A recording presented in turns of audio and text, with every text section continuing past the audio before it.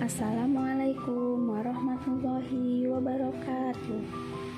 Perkenalkan, saya Hina Safira Endah Kumala, mahasiswi Magister Pendidikan Islam Anak Usia Dini Universitas Islam Negeri Sunan Kalijaga, Yogyakarta.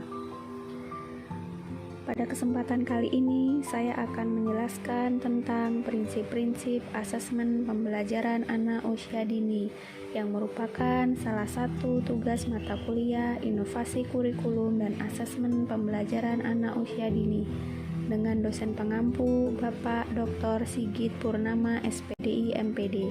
Semoga bermanfaat. Pada pengertian asesmen, penilaian merupakan mengumpulkan, menyeleksi, dan mengartikan informasi dalam mengambil suatu keputusan.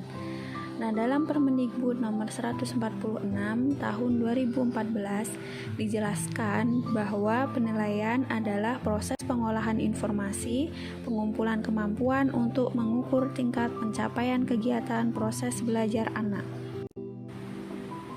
Asesmen pendidikan anak usia dini merupakan suatu proses kegiatan yang dilaksanakan untuk mengumpulkan data atau bukti-bukti tentang perkembangan dan hasil belajar yang berkaitan dengan perkembangan anak usia dini.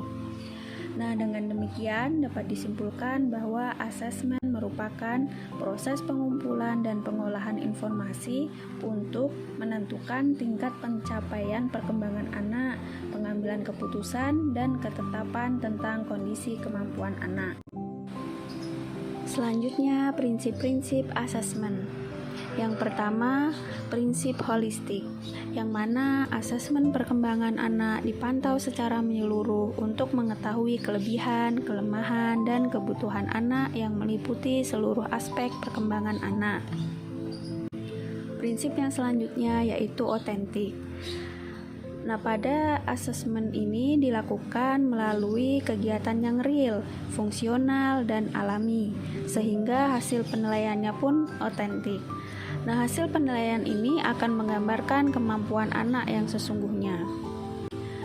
Kemudian, kontinu. Penilaian sebaiknya dilakukan guru secara kontinu dan dapat dilakukan secara harian atau mingguan, tergantung kapan guru memandang penilaian itu perlu dilakukan dan tepat untuk melihat kemampuan anak pada aspek tertentu. Prinsip yang selanjutnya yaitu individual.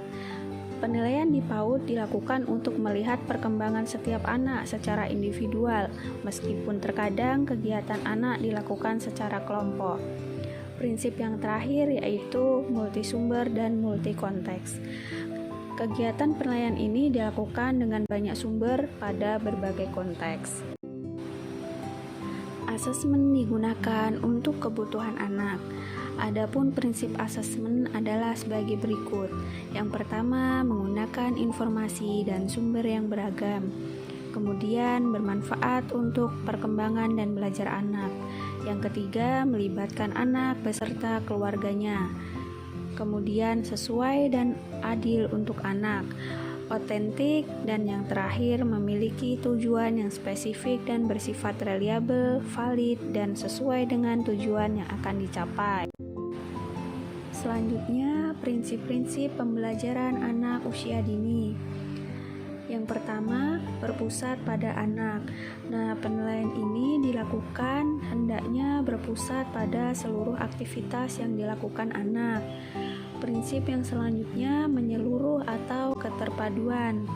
Pada prinsip ini, penilaian dilakukan terhadap proses dan hasil kegiatan anak untuk dapat menggambarkan adanya perubahan perilaku anak, baik tentang pengetahuan, sikap, perilaku, dan keterampilan. Prinsip yang selanjutnya yaitu berkesinambungan. Penilaian ini dilakukan secara terencana, bertahap dan terus-menerus dengan teknik dan instrumen yang tepat untuk memperoleh gambaran tentang perkembangan proses belajar anak. Prinsip yang selanjutnya yaitu objek dan alamiah. Pada prinsip ini, penilaian dilakukan seobjektif mungkin, yaitu penilai hanya memperhatikan objeknya. Prinsip yang selanjutnya yaitu mendidik. Hasil penilai harus dapat digunakan untuk membina, memberikan dorongan pada semua anak dalam meningkatkan hasil pertumbuhan dan perkembangan anak. Selanjutnya, kebermaknaan.